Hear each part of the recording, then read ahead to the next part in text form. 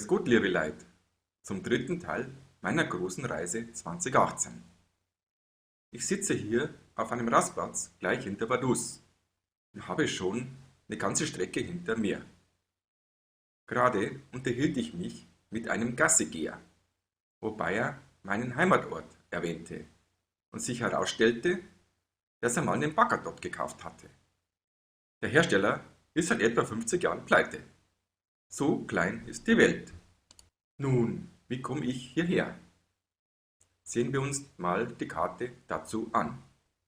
Anfänglich habe ich im Wesentlichen die Strecke von gestern genommen, auf Hohe Klaus, aber dann mich abseits der Hauptstraße gehalten. Bis zu den Baggerseen bei Feldkirch ging es meistens die Straße lang, nichts Besonderes für einen MTBler. Nach den Baggerseen gibt es allerdings einen offiziellen Radweg, an den ich mich im Wesentlichen auch gehalten habe. In Feldkirch habe ich mich mal wieder verfranst und des Öfteren zum GPS greifen müssen. Dann aber führt ein sehr gefälliger Radweg bis nach Vaduz. Nun denn, dann verlasse ich meine Unterkunft in Dornbirn, ohne meine Wirtin auch nur einmal gesehen zu haben. Und darüber merke ich heute ganz deutlich den Rucksack am Gewicht.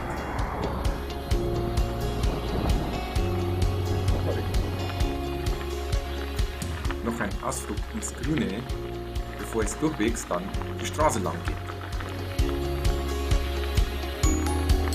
In Götzis, die nächste Ortschaft, muss ich da mal kurz anhalten und mich mit Schweizer Franken versorgen.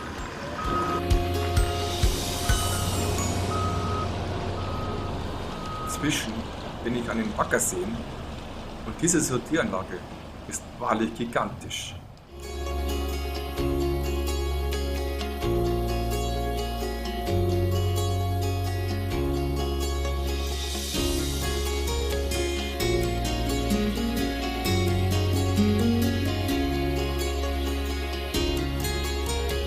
Die Grenze führt genau durch das Biotop Egelsee.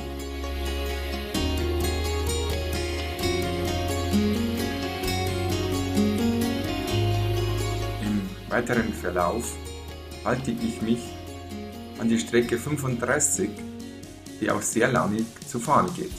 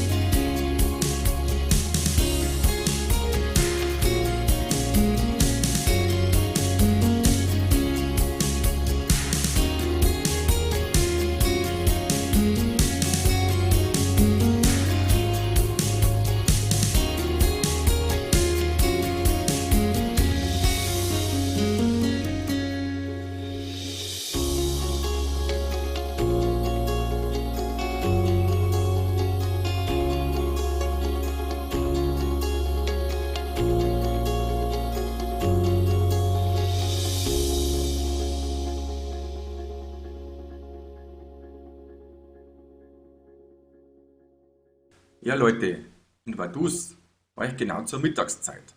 Kein Rastplatz frei. Hier ist es aber auch ganz prima für eine Rast.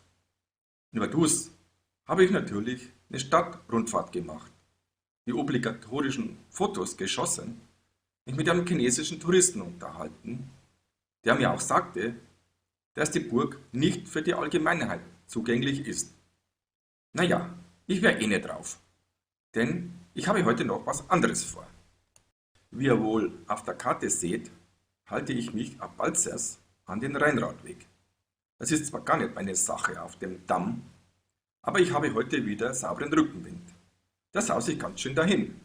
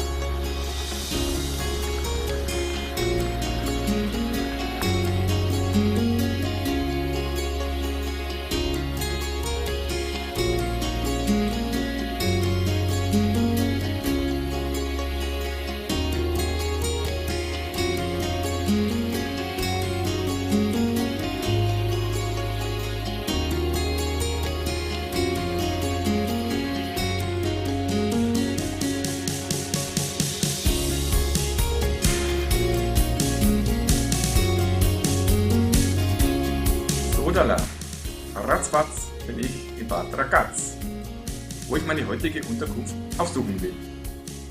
Ein Kämmerli mit Gemeinschaftsbad, ohne Frühstück für brutto 55 Franken. Das wird auch der Spitzenpreis der gesamten Reise bleiben.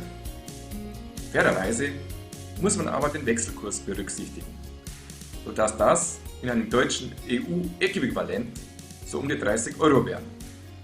Zahlen muss ich dennoch in Schweizer Fränkli.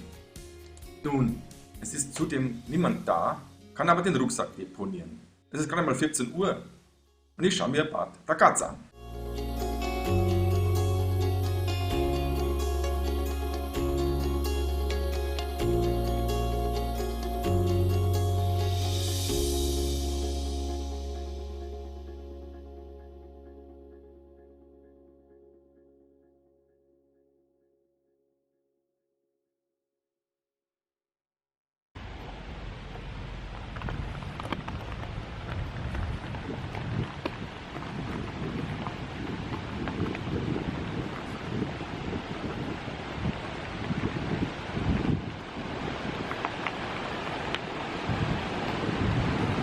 Nach der kleinen Stadtrundfahrt will ich nun den eigentlichen Grund für den Stopp hier zeigen.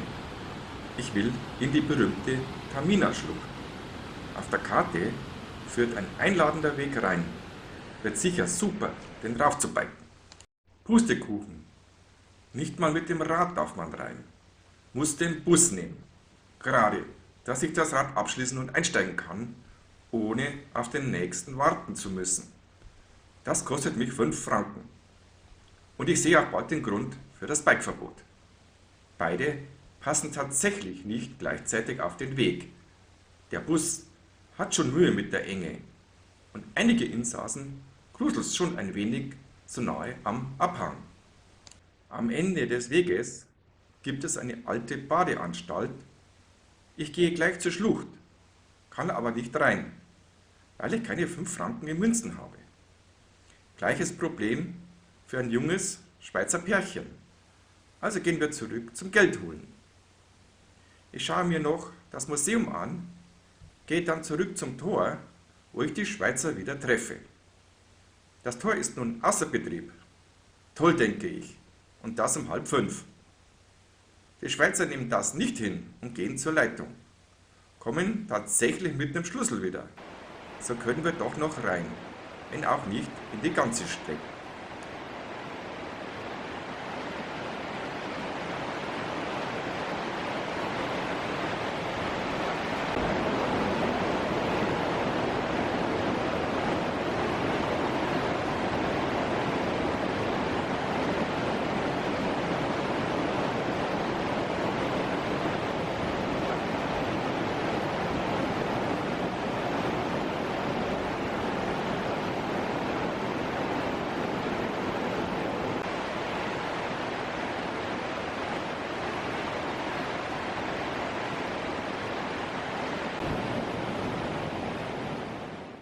Allzu tief ist die Klamm ja nicht, dafür umso enger, ein richtiger Spalt.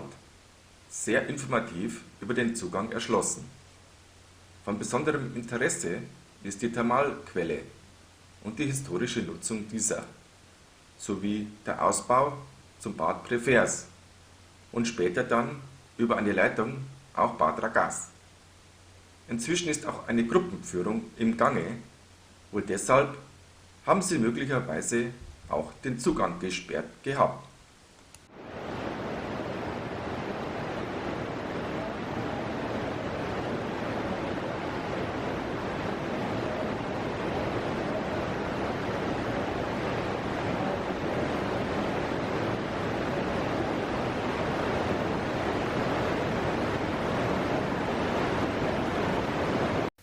Also, was man hier sieht, ist schon ziemlich krass. Die Kranken werden von oben in die Schlucht abgeseilt.